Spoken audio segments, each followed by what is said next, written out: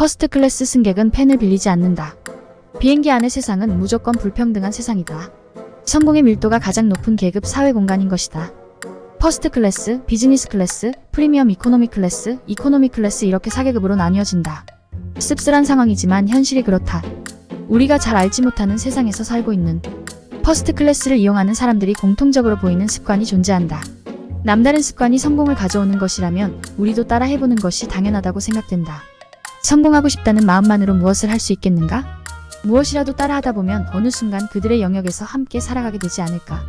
자수성가한 부자들의 공통적인 습관은 대화법, 메모하는 법, 발성, 주위 사람들을 대하는 태도, 걷는 자세, 독서법, 시간관리법까지 모든 성공한 사람들에게는 그들만의 DNA가 존재한다.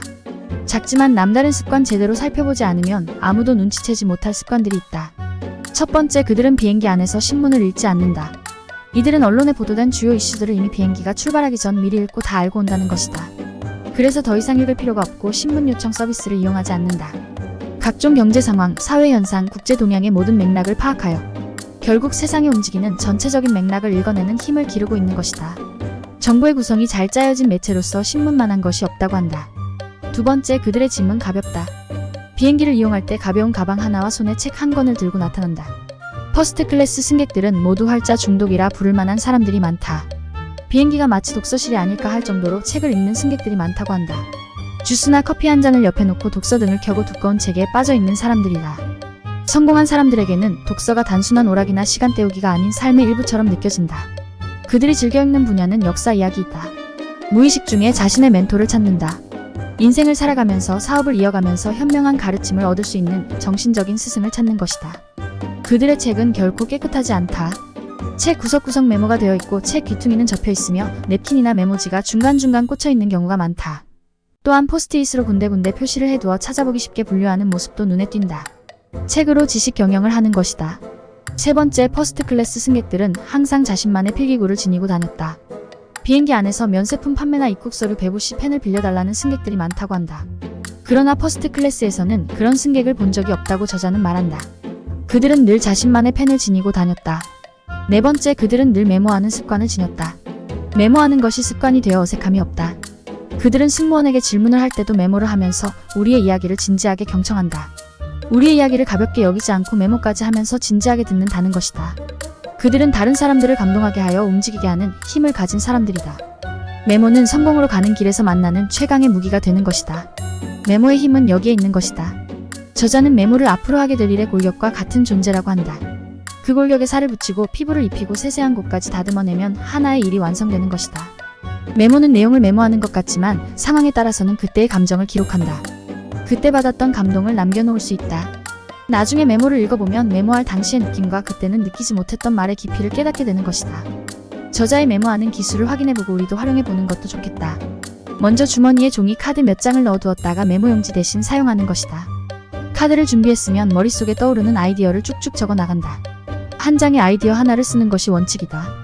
이렇게 아이디어 카드가 어느 정도 모이면 트럼프를 나열하듯이 책상 위에 메모 카드를 늘어놓고 정리한다. 시간 순으로 나열하면 사고의 흐름을 알 수 있고 중요도나 우선순위에 따라 나열하면 앞으로 해야 할 일의 순서가 보인다. 문제점을 적은 카드와 해결책을 적은 카드를 모으면 주어진 과제와 방책을 정리할 수 있다. 하나의 주제를 놓고 여러 관점에서 숙고할 때도 유용하다. 그리고 이 카드가 300장 정도 모이면 책 한 권을 쓸 수 있는 정보가 모이게 되는 것이다. 다섯 번째, 포스트 클래스 승객들은 비행기 안에서의 할 일 목록을 작성한다. 짐 정리가 끝난 승객들은 할 일을 정리하기도 한다. 도착지에서 무엇을 할지 등의 목록을 작성하는 경우가 많지만 이들은 놀랍게도 비행기 안에서의 할 일 목록을 작성한다. 식사와 취침, 독서 시간, 간단한 업무, 어떤 영화 볼 것인가, 도착 후 스케줄까지 기내에서 모두 정리한다. 그들은 목적지에 도착한 뒤 완벽한 컨디션을 발휘할 수 있도록 자신의 태세를 정비하는 것에 초점을 맞춘다. 포스트 클래스 승객들은 비행 시간조차도 정말 중요한 하루의 스케줄로 소화해내고 또 다른 성공으로 가는 세계로 만들어가고 있는 것이다. 이 비행기 안에서의 매분, 매초, 매시간 모든 것들이 자신들의 손으로 통제되고 있는 것이다. 그것의 메모를 활용하는 능력을 발휘해 그 누구와 이야기를 하든 그게 언제든 그게 무엇이든 일단 메모할 자세를 취하고 자신의 머리에서 나오는 모든 아이디어, 타인의 입에서 나오는 이야기까지 모든 것을 메모하여 저장한다. 누군가 아무 생각 없이 보내는 순간까지도 모조리 자신의 손으로 통제하는 것이다. 자신이 얼마나 훌륭한 사람인지 큰 소리로 이야기하는 사람보다 메모를 하면서 다른 사람의 이야기를 성의 있게 듣고 다른 사람을 감동하게 하여 그 사람을 움직이게 만드는 사람이 퍼스트 클래스 승객인 것이다. 6번째, 그들은 자신의 손때 묻은 물건을 소중히 다룰 줄 아는 사람들이다. 퍼스트 클래스 승객들은 늘 펜을 지니고 다니지만 그것이 꼭 브랜드이거나 명품은 아니라는 것이다. 자신의 손때가 묻어 좀 낡고 오래된 것이지만 늘 소중히 여긴다. 그 손때 묻은 것을 보며 초심을 잃지 않기 위해서라고 한다. 자신의 손때 묻은 물건을 소중히 여기는 사람은 나를 소중히 여기게 되고 나의 삶을 소중히 여기게 되고 눈앞에 있는 이 사람 또한 소중하다는 것을 깨달을 것이고, 그 사람의 말을 경청하고 대화의 정성을 보이면 자신을 돕는 누군가를 만나게 될 것이고 마침내 성공으로 가는 길을 가게 될 것이다. 성공은 다른 사람들의 도움이 없이는 이루어질 수 없는 것이다. 작고 작은 성공 습관의 시작.